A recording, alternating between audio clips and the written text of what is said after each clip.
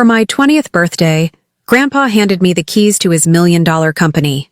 But after, my name is Emma. I am 20 years old. The night of my 20th birthday, the grand ballroom of our house felt like a movie set.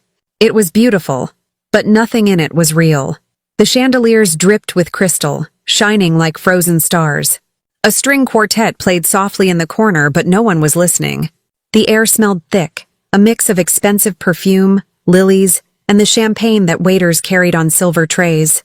I stood near the French doors, wearing a simple blue dress. My mother Alara had wanted me in gold sequins. "You're the heir, Emma," she'd said, her voice tight. "You need to look like one." But I wore the blue dress. It was my small, quiet no. I watched my mother across the room. She was a vision in emerald green, her hand resting on the arm of her new husband, Victor. He was 10 years younger than her and looked like he'd been built in a lab to run a hedge fund. Perfect teeth, perfect hair, a smile that never, ever reached his eyes. They had been married for 6 months. My father had been dead for 3 years. The math on that always felt wrong to me. I watched them laugh with the other guests. They were not guests, really. They were board members, lawyers, and old money families who hadn't worked a real day in their lives. They were all here to see the show, the 20th birthday of the Han heiress. The night Grandpa was expected to officially name me his successor, I felt a familiar hand on my arm. It was my grandfather, Marcus Han. Before I tell you how everything flipped, like and subscribe. Drop a comment. Where are you watching from? He was a small man, made smaller by age, but his presence filled the room. He leaned on a silver-headed cane, not because he always needed it, but because it made a very satisfying thud on the marble floors. He looked at me, his eyes clear and sharp over the rim of his champagne glass. "You look like your grandmother," he said. His voice was a quiet rumble. "Is that a good thing?" I asked, trying to smile. "It's a strong thing," he said. He looked over at my mother and Victor. His face didn't change, but the air around him went cold. "They are enjoying the party." "It's their party," I said. "They just invited me." Grandpa's lips twitched. "So they did. Now stop hiding by the curtains. It's time for speeches." He let me walk him to the head table. The music stopped. The talking faded. 100 pairs of eyes turned to us. I felt Victor's gaze on me. It felt like an insect crawling on my skin. My mother tapped a spoon against her glass. "Friends, family," she started, her voice bright and polished. "Thank you for coming to celebrate my beautiful daughter, Emma." She smiled at me, but it was a smile for the cameras, for the room. 20 years old. It's hard to believe. She talked for 5 minutes. She mentioned my father's passing, our great loss. She mentioned my difficult teenage years. She talked about the company, Han Industries, as a heavy burden. "My father, Marcus, has carried this burden for so long," she said, placing a manicured hand on her heart. "And I know everyone expects Emma to one day. Well, to try." The room was silent. "To try? But," Mom continued, her smile widening, "we are a modern family, and running a billion-dollar company requires a specific, strong, experienced hand." She turned and took Victor's hand. He stood up with her, looking humble. It was a practiced look. "From now on," Mom announced, her voice ringing with false joy, "my husband, Victor, will be handling the day-to-day operations of the company. He will be taking over as acting director." The chandeliers glittered. The air turned to ice. Everyone froze. Even the waiters. I looked at Grandpa. He was watching my mother, his face a perfect blank mask. I turned back to my mother. Victor was standing beside her, his hand on her back. A king accepting his new castle. "Absolutely not," I said. My voice wasn't loud. It didn't have to be. In that silence, it sounded like a gunshot. The music didn't start again. The violinist just stared, bow in the air. My mother's smile didn't just fade. It broke. It shattered like a dropped mirror. Her eyes, usually so warm and bright for the cameras, turned to chips of green glass. "What did you say?" she whispered. I said, "Absolutely not," I repeated, a little stronger. "Grandpa is the chairman, and he gave the company to me. The shares are in trust, and they become mine tonight." I had not planned to say it. I had planned to be quiet. But her words, "to try," had lit a fire. Mom's face went white, then red. She looked around, saw the eyes of the board members, and her embarrassment turned to rage. Victor put a hand on her arm. "Now, Emma, let's not be dramatic. Your mother and I have discussed this. This is what's best. I'm not talking to you, I said, cutting him off. My mother stepped forward. Her voice was low now, a hiss. You ungrateful little brat. After everything I have done for you, what have you done? I asked. Besides replacing my father before he was even cold in the ground? The collective gasp from the room was sharp. I didn't care. That's it, Mom snapped. Her public face was gone. This was the real her. You're done. You want to defy me? In my own home? Fine. Then pack your bags and get out. She pointed a trembling finger toward the grand staircase. Get out. I didn't move. I felt my hands shake. I was 20 years old, and my mother had just thrown me out in front of everyone we knew. I was a victim right there in a blue dress. I felt the tears coming. I would not let them fall. I looked to Grandpa. He hadn't moved. He was still watching. Then he did something that stopped everything. He chuckled. It was not a happy sound. It was low and deep and dangerous. It was the sound that silenced the entire room. All the whispers stopped. My mother turned to him. Father, Thud. His silver cane struck the marble floor. The sound echoed. He tapped it once. Good, he said softly. His voice cut through the silence. He looked at me. He looked at my mother. He looked at Victor. Now we'll see, he said, his voice quiet but carrying to every corner. Who truly deserves the Han name? No one moved. No one breathed. The board members looked confused. My mother looked furious. Victor looked for the first time nervous. No one understood what he meant, but I did, because Grandpa never said anything without a plan. And this whole night, this whole party, it wasn't a celebration. It was a test. And my mother had just failed. She wasn't always cruel. I know that's what people say about their monsters. But it's true. When I was little, before the money became more important than people, she was just Mom. My father was a quiet man, an architect. He loved books and old trees. He was the one who taught me how to be still, how to listen. Grandpa loved him for it. Your father is the only honest man I know, Grandpa used to say. He doesn't want anything from me. My mother, Ilara, was different. She was fire. She was bright and loud and loved being the center of everything. She and my father were a strange match, like a lighthouse and the quiet cliff it stood on. But it worked. He calmed her and she made him laugh. When Dad died, the car crash was instant. I was 16. The light in our house went out. For the first few months, Mom was a ghost. She would crawl into my bed at night, her body shaking with sobs. She smelled of jasmine and her expensive, sad perfume. You're my world, Emma, she'd whisper into my hair. It's just us now. You and me against everyone. I'll never let anything happen to you. And I believed her. I held her. I, a 16-year-old girl, held my mother together. I thought we were a team. That lasted for about a year. Then, Victor appeared. I met him at a charity gala my mother had forced herself to attend. He was an investment banker, he said. He had a portfolio, he said. He had eyes that looked at my mother not like she was a grieving widow, but like she was a new, shiny car he wanted to own. He smiled too much. His teeth were too white. He touched too much. His hand was always on Mom's arm, her waist, the small of her back.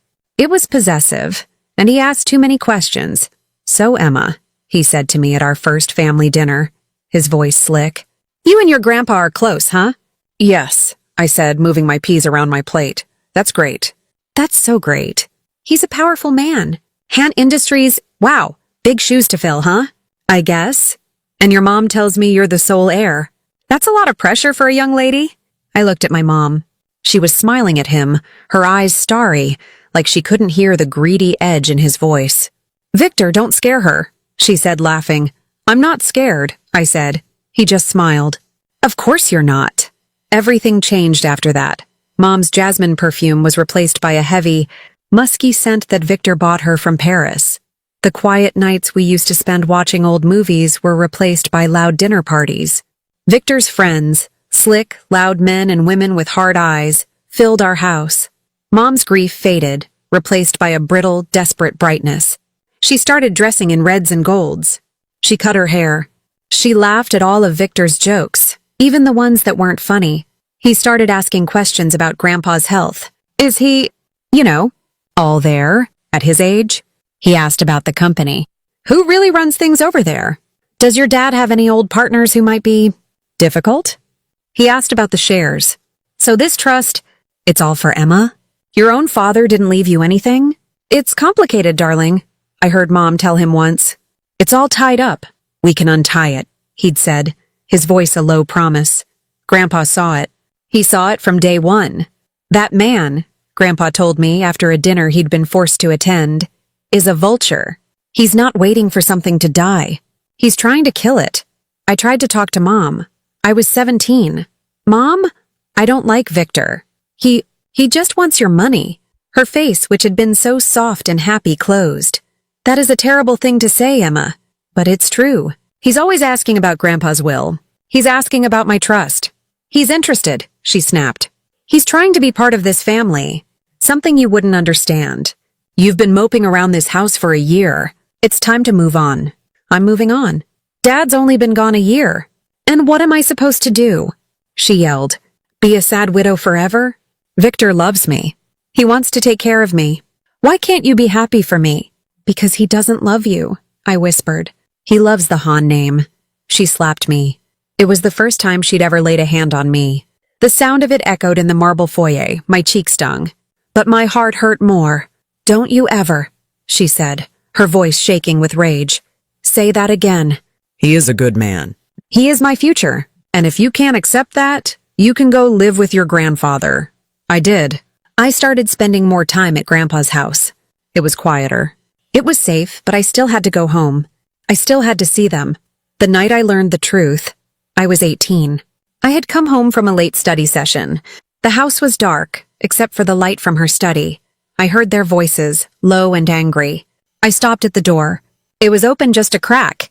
Can't just ask him to sign it, Victor. He's not stupid, Mom was saying. I'm not saying ask him. I'm saying you're his daughter. You have power of attorney. If he's unwell, he's not unwell. He's healthier than I am. We can fix that, Victor said. My blood went cold. Don't say that, Mom said, but her voice wasn't shocked. It was tired. We have to be smarter. The problem isn't the old man. It's Emma, my name. My name fell from his lips like something dirty. She's his favorite. Everything goes to her. If she wasn't in the picture, what are you saying? Mom asked. I'm saying, Victor's voice was soft now, that she's a young girl. Young girls are emotional. They're unstable. If she were to say, have a breakdown, if she were to be found incapable of managing her affairs, a good mother would have to step in. A loving stepfather would have to help. There was a long silence. I prayed. Please, Mom. Please tell him he's crazy. Please kick him out. Then she spoke. Her voice was cold. Colder than I'd ever heard it.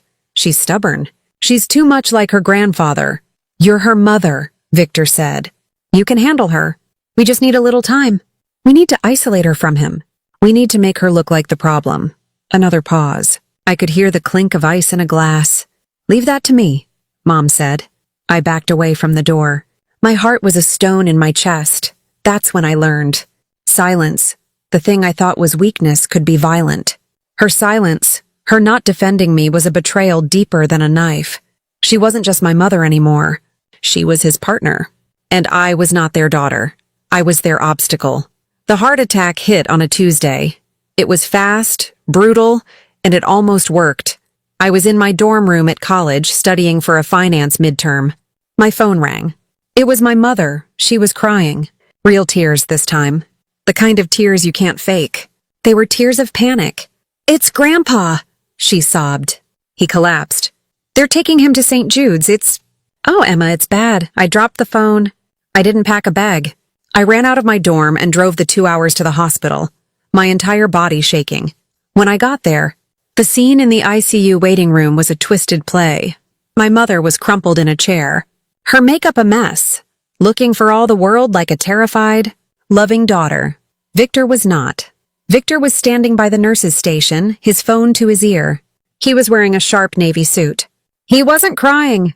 He was energized. Yes, I understand, he was saying, his voice low and firm. He's had a significant cardiac event. No, he's not.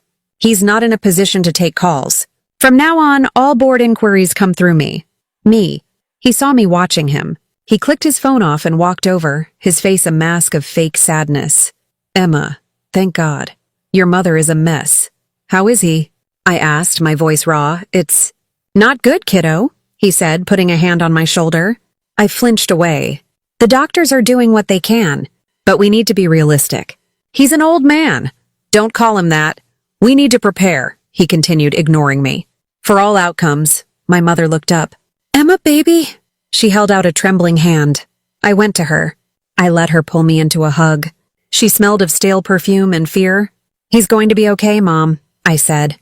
But I wasn't sure. Grandpa survived. But just barely. He was in the ICU for 2 weeks. He was weak and small, and tubes seemed to be coming out of him from everywhere. I sat with him. I read my textbooks out loud. I held his hand, which felt like a collection of dry twigs. My mother and Victor visited, but their visits were different. They would come in, Mom would kiss Grandpa's forehead, and then they would stand in the corner and whisper. They whispered with doctors. They whispered with nurses. They whispered with a lawyer I didn't recognize, a man with a shark smile who suddenly started showing up. While Grandpa recovered, Victor began his helping. He moved into Grandpa's main office at Han Industries. He said it was just to keep the seat warm. He started with small things. He handled Grandpa's calls. He reviewed ongoing projects. Then, the changes started. He called an emergency board meeting.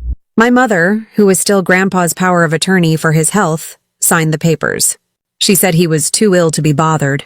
At the meeting, Victor gave a stirring speech. He talked about old-fashioned methods and new-century thinking. He talked about trimming the fat. He fired Grandpa's chief financial officer, a man who had been with him for 40 years. He replaced him with a 28-year-old from his old firm. He fired Grandpa's executive assistant, a kind woman named Mrs. Gable, who had known me since I was born. He said she was redundant. He called himself the acting director. My mother smiled through it all. She hosted a lunch for the board wives. She talked about how brave Victor was, stepping in during our family crisis. She made it sound like he was a hero, not a hijacker. It was a quiet shift. There were no tanks in the street. There was no declaration of war. It was just a signature here, a new policy there, a restructuring. By the time Grandpa was well enough to be moved home, Victor was running the company. I stayed quiet. I had to. I was in my dorm or in the hospital room. I was just the grieving granddaughter. What did I know? But I remembered a lesson Grandpa had taught me. It was years ago. We were at the lake house. He was teaching me how to play chess. I was impatient. I kept trying to take his queen. I kept losing my pieces. I got frustrated and knocked the board over. He just patiently set the pieces back up. You lose, Emma, he'd said, his voice calm, because you think power is about attacking. How else do you win? I'd sulked. He'd moved his knight. You don't win by shouting. You don't win by being the loudest person in the room. That's what your mother thinks. She's wrong. He leaned in, his eyes sharp. Power doesn't shout, Emma. It doesn't charge. Power, it watches. It waits, it learns. It sees the whole board. It waits for the other person to make a mistake. And they always make a mistake. Sitting by his hospital bed, watching Victor move through the company like a virus, I finally understood. They thought I was a pawn. They thought I was a stupid, emotional 20-year-old girl. They didn't know I was a queen. And I was watching. I started watching. I played my part. I was the good, quiet girl. I went to my classes. I brought Grandpa his medication. I smiled when Victor made a joke at dinner. Poor Emma, he'd say, ruffling my hair as he walked by. All this stress. Don't you worry your pretty little head about the business. You just focus on, what is it, art history? Finance, I'd say, my voice flat. Right. Well, you just focus on your little degree. Victor will handle the big boy stuff. He'd laugh. My mother would laugh. I would smile. But at night, the house was mine. Victor had installed new security cameras, but he was arrogant. He was new money. He thought technology was the only way to spy. He didn't know about the old service hallways. He didn't know that Grandpa's office had a second hidden door behind a bookcase, a relic from the 1920s. Grandpa was recovering in his own wing of the house, with a full-time nurse. Victor and my mother slept in the master suite, on the other side of the mansion. At 2 a.m., I would slip out of my room. I'd take the old stairs, the ones the servants used to use. I'd let myself into Grandpa's office. Victor had redecorated.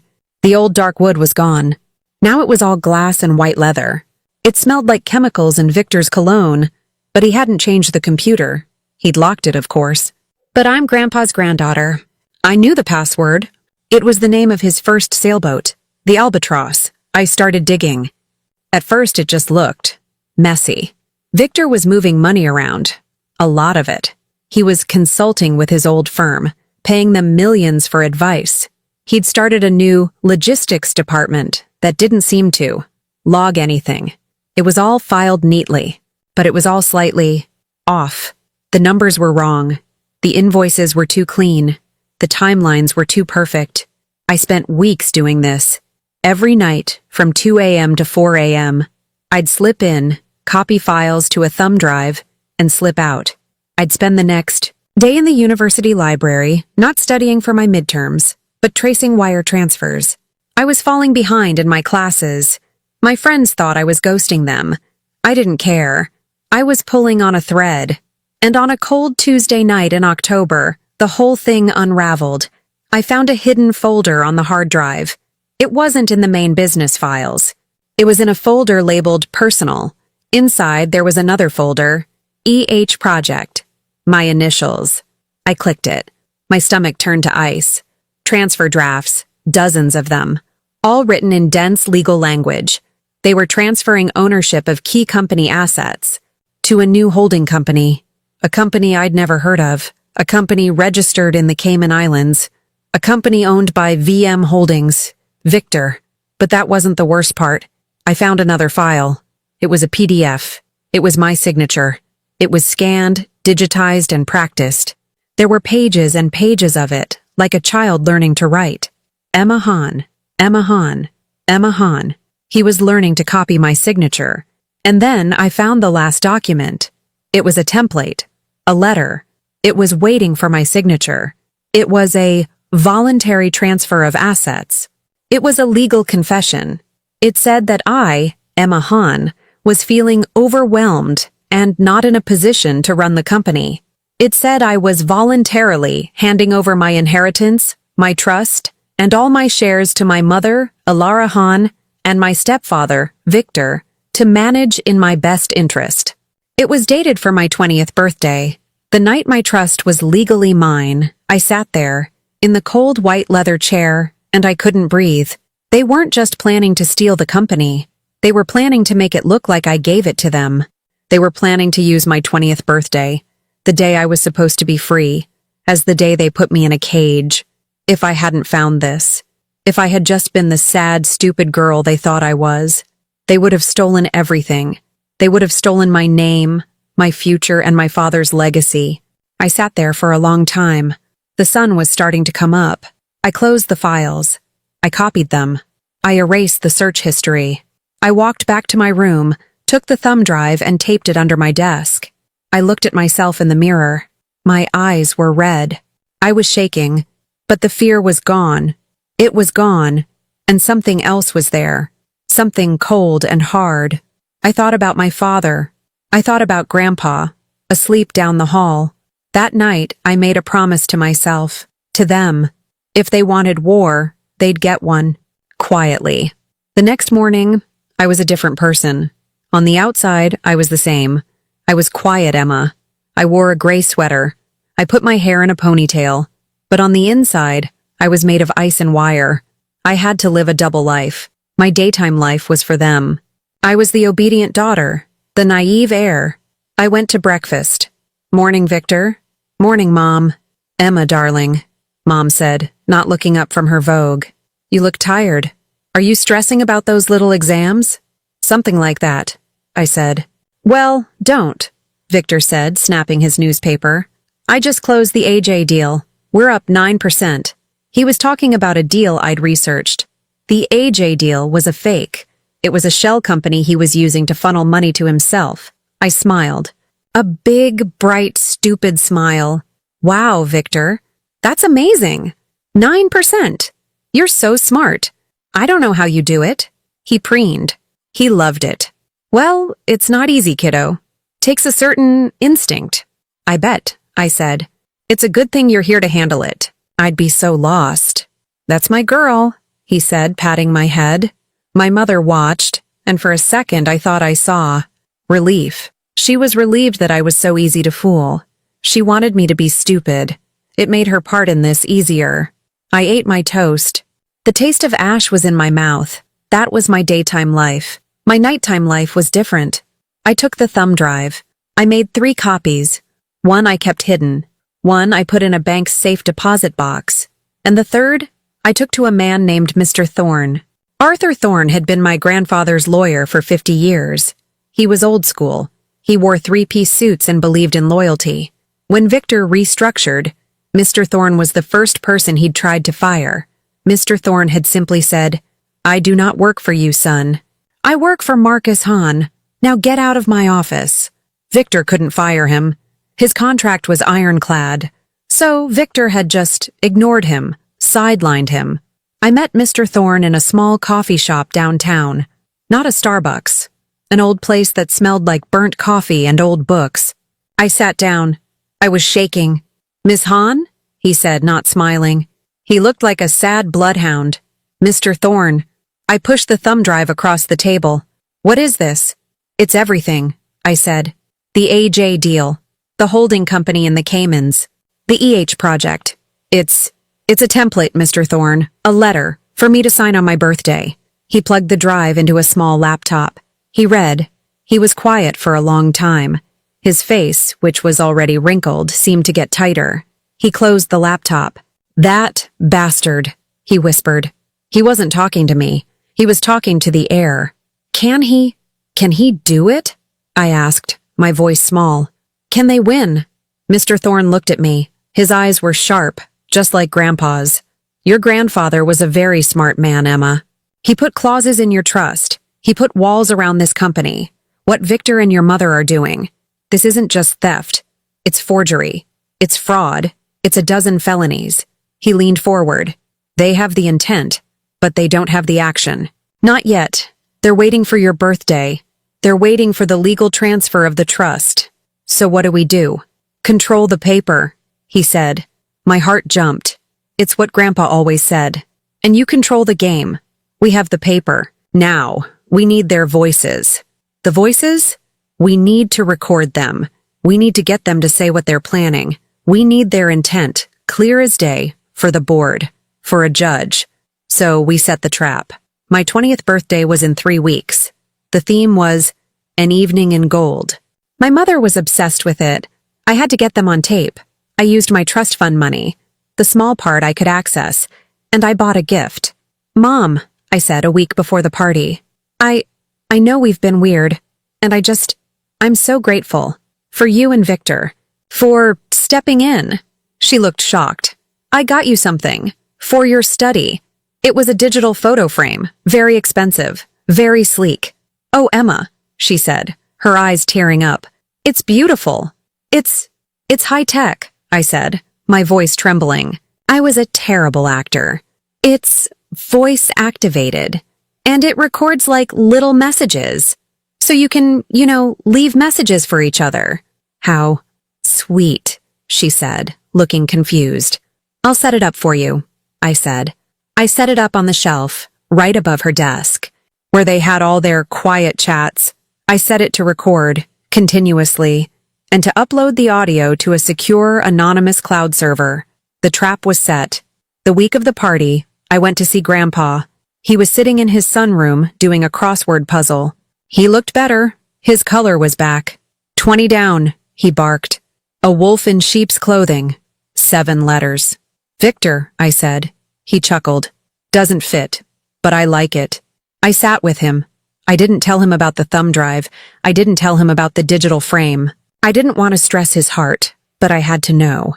"Grandpa," I said, "at the party, what are you going to do?" He put down his pen. He looked at me. "What I'm going to do? Nothing." "Nothing?" "I'm going to give my granddaughter her birthday present. I'm going to eat some cake, and I'm going to watch." He tapped his finger on the arm of his chair. "This is your game now, Emma. Not mine. I just set up the board. You have to play." I nodded. I was terrified. "I'm scared I'll lose," I whispered. "You won't," he said. "How do you know?" He smiled, and it was a real smile, a warm one. "Because you're not playing for money. You're playing for family, for your father. That's why they'll always lose. They're greedy. He pointed to the crossword. A wolf in sheep's clothing, he said. I got it. Imposter. I kissed his cheek. I love you, Grandpa. I know, he said. Now go get ready for your party. And wear the red dress I bought you. The blue one is for children. I left him and went to my room. The thumb drive was secure. Mr. Thorne had the files. And the digital frame? It had been uploading audio for a week. I had it all. The paper, the voices. The trap was set. The invitations were out. The ballroom was being decorated in gold. All I had to do was walk into my own birthday party and let them spring it. The ballroom shimmered. My mother had outdone herself. Everything was gold. The curtains were gold-spun velvet. The tablecloths were gold satin. Even the champagne had tiny edible gold flakes floating in it. The whole room looked like the inside of a dragon's hoard. It was beautiful, and it was cold. I stood at the top of the grand staircase looking down. The guests were a sea of black tuxedos and glittering dresses. They laughed, but their laughs were high and brittle, like breaking glass. They were all here to see the transfer of power. They were all here to see me. I was not the naive girl in the blue dress. Tonight I wore the red dress. Grandpa had it made for me. It was simple, deep crimson, and fit perfectly. It was the color of blood. It was the color of a warning. I had my hair pulled back, and for the first time, I wore the Hahn family pearls, the ones my mother had always wanted. I felt like a target. I felt like an arrow. I walked down the stairs. The conversations paused. People turned. I saw the looks. They were sizing me up. They saw a 20-year-old girl in a pretty dress. They saw a victim. Good. That's what I wanted them to see. Victor saw me. He was standing near the orchestra, holding a glass of champagne. He smiled at me, a wide predator's smile. He lifted his glass in a toast. I smiled back, a small, polite smile. He thought I was his. He thought I was stupid. I found my grandfather. He was sitting in a large, throne-like chair near the front, watching everyone. He looked frail, but his eyes were on fire. You wore the dress, he said, his voice quiet. You told me to. Good. Now, remember, no matter what happens, you do not flinch. You do not cry. You do not show them anything but stone. They want a girl. You give them a queen. I'm scared, Grandpa, I whispered. I know, he said. That's why you'll win. Dinner was a blur. Course after course of food I couldn't taste. I sat at the head table between Grandpa and my mother. Victor sat on her other side. You look lovely, darling, Mom said, patting my hand. Her hand was cold. That dress is a bit mature, isn't it? It's a special occasion, I said. It is, Victor said, leaning across my mother. A very, very special occasion. A new beginning for all of us. I just nodded, my eyes on my plate. I could feel their confidence rolling off them in waves. They had no idea. They had spent the last week talking in her study, their voices recorded, their plans laid bare. They thought they were geniuses. They were just loud. At the end of dinner, the lights dimmed. A spotlight hit the small stage. My grandfather. He stood up slowly, leaning on his cane. The room went silent. Thank you all for coming, he said. His voice was old, but it carried. We are here to celebrate my granddaughter, Emma, my only heir. He looked right at me. She turns 20 tonight. That is a special birthday in our family. It is the night the trust my father created becomes active. The night the next generation takes the keys to the kingdom. The room clapped. It was polite, quiet applause. I'm an old man, Grandpa said. He motioned to me. Emma, come here, I stood. My legs felt shaky, but I walked to him. He held a small black velvet box. He opened it. Inside, on a bed of white satin, was a single, heavy silver keychain. Engraved on it was the Hahn family crest, a hawk in flight. It was the master key, the key to the company, the key to the main vault, the key to his office. This, he said, holding it up, was my father's. It was mine. And now, he looked at me, his eyes soft. Your future, he said. He pressed the box into my hands. The room clapped, louder this time. I looked at the key. It was heavy. Thank you, Grandpa, I whispered. I turned to go back to my seat. Victor was standing. He raised his champagne glass. His smile was blinding.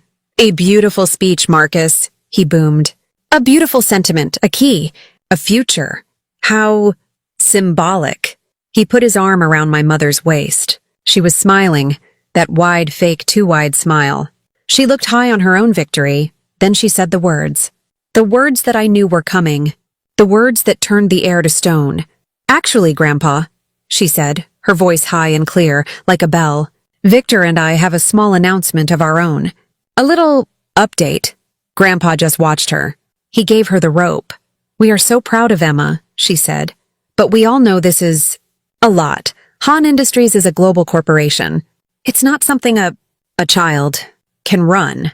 The room was so quiet I could hear the ice melting in my water glass. So, she said, to ensure a smooth transition and to protect the company and to protect Emma, Victor will be taking over operations from now on. He will be the new acting director effective immediately.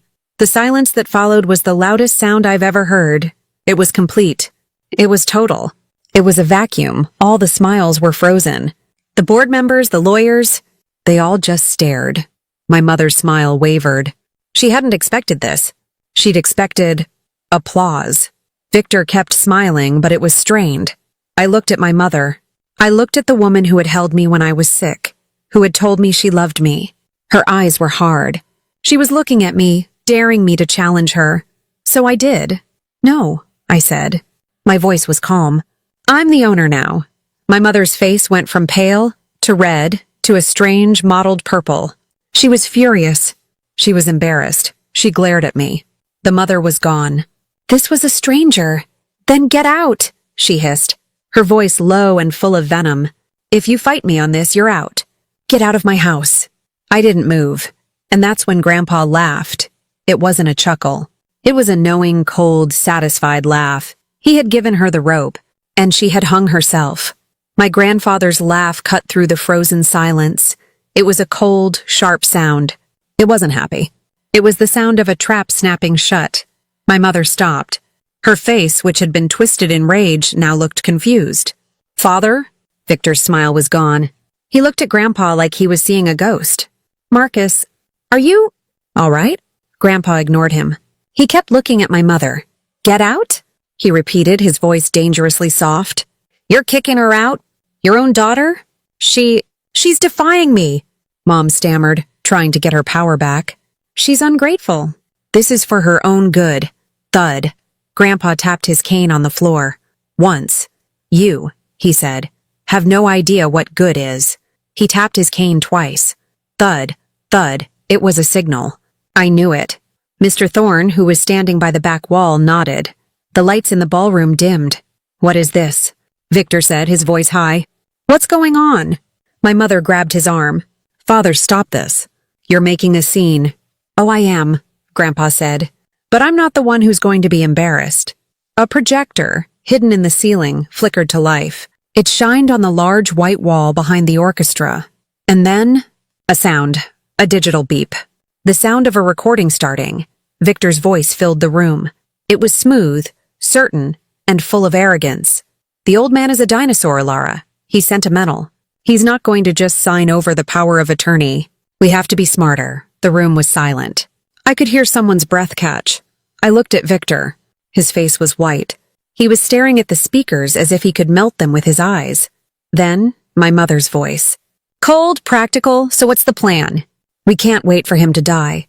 That could take years. A collective, quiet gasp went through the room. The board members, their wives. These were people who had known my grandfather for decades.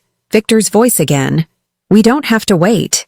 We isolate Emma. We make her look unstable. Her 20th birthday is the key. The trust becomes hers. We get her to sign a voluntary transfer. I'm too stressed, Mommy. I can't handle it, Victor. Please take this billion-dollar company off my hands. He laughed. The sound of his recorded laughter echoed through the silent room. It was ugly. I watched my mother. She was shaking her head, whispering, no, no, no. She knew. She knew what this was. She won't sign that, my mother's voice said. She will if you're a good mother, Victor's voice replied. If you tell her you'll hurt yourself. If you tell her the stress of the company is killing you. She's a weak, emotional girl. She'll do it to save you, more gasps. The wife of one board member was crying. And what about her trust? The EH project? Mom asked. The templates are ready. I've been practicing her signature. It's perfect. Once the old man signs or, has another episode. Emma's out. We'll take it all. The recording clicked off. The projector shut down. The lights came back up, slowly, to a room full of ghosts. Everyone was staring. Not at the screen, but at my mother. And at Victor. Victor was sweating. His expensive suit looked wrong. His face was slick. That's fake, he stammered, his voice cracking. That's doctored. That's illegal. You can't record someone in their own home. Oh, it's my home, son, Grandpa said, his voice like ice. Not yours.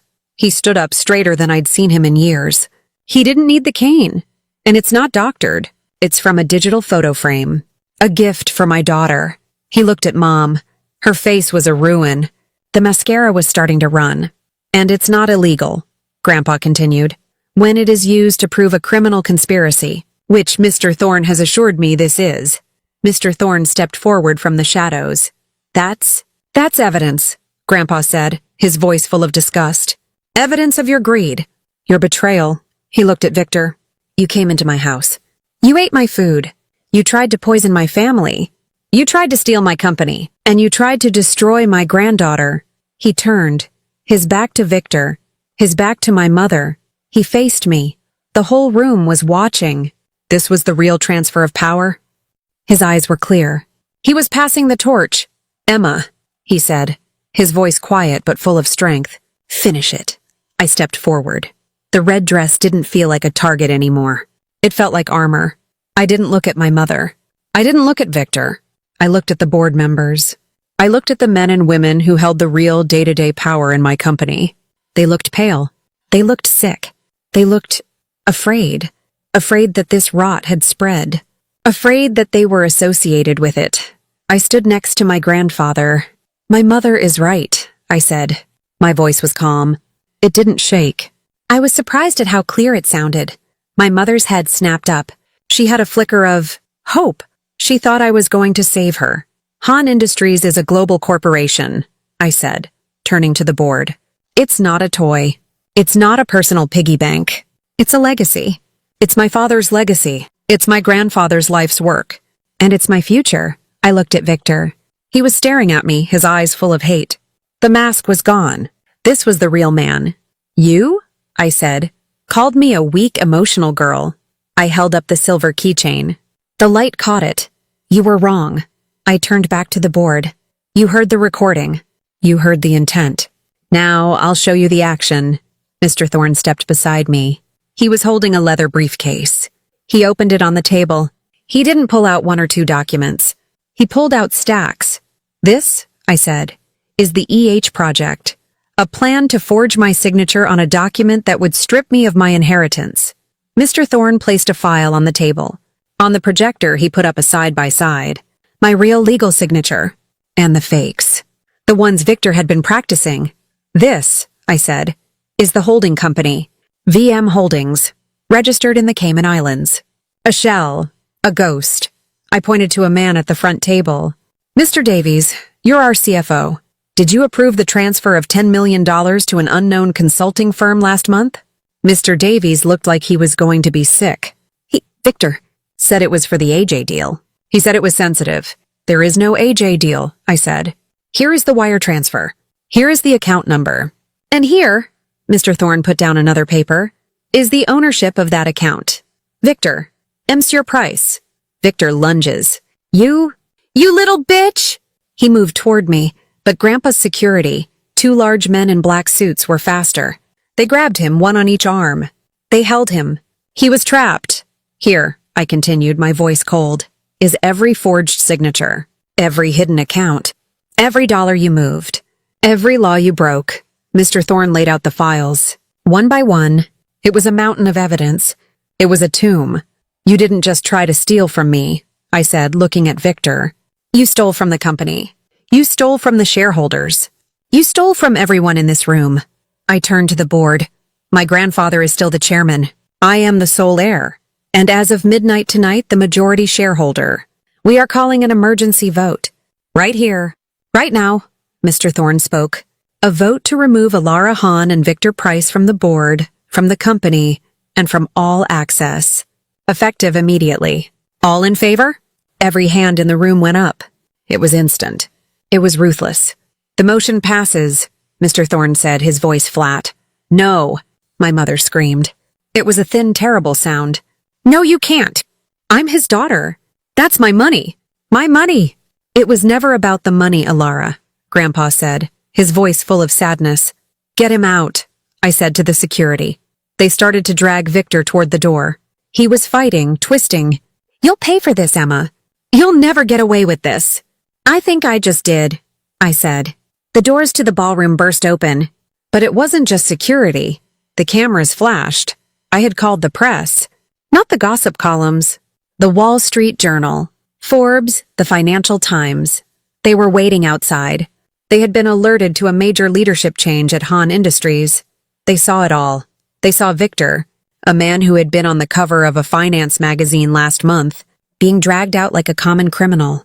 They saw my mother, collapsed on the floor, her emerald green dress pooled around her, sobbing. They saw the board standing like stone soldiers, and they saw me, 20 years old, in my red dress, holding the keys to the kingdom.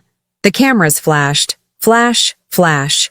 The sound was like a new kind of applause. The empire they tried to steal was now mine, and the whole world knew it. The room emptied quickly. The board members left, one by one, stopping to shake my hand or my grandfather's. Their faces were grim. They were in damage control mode. They offered their support. They promised loyalty. They were rats, but now they were my rats. The press was ushered out. Mr. Thorne handled them. He gave a quiet, firm, no comment. He didn't have to say anything. The pictures told the whole story. The orchestra packed up. The waiters cleared the champagne glasses. Soon, the only people left in the massive, gold-ruined ballroom were me, my grandfather, and her.